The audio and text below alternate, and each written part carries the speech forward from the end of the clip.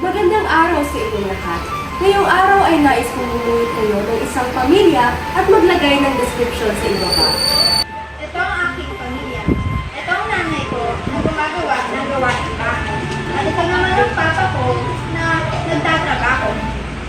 Ito naman ang aking pamilya. Ito ang aking nanay, ito ang aking tatay, at ito naman ako. Bakit dalawa ang iyong ama?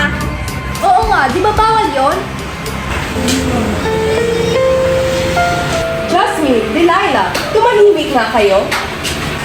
Class, alam niyo ba ng ating aralin ay tungkol sa pamamaraan at paggalang sa iba't ibang kasarian, tulad ng pagbabahagi ng kamalayan at pagiging bukas ang isipan. Isa pang pamamaraan ay ang di panglalait, pananakit at pagdidiskrimina. May nais pa ba kayong idagdag? Ma'am, Sige, Christina. maaari nating ipagbigay alam sa otoridad kung kayo ay nakakaranas ng pangbubuli o pangdidiskrimina. Magaling! Mayroon pa bang nais na sumagot?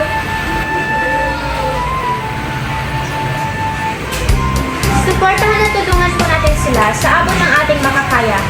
Class, tandaan na mayroong iba't ibang kasarian at sila ay may karapatan rin na nararapat natin igalang at ratuloy ng pantay dahil sila ay tao rin na may bukod tanging talento at kakayahan na maaaring maibahagi at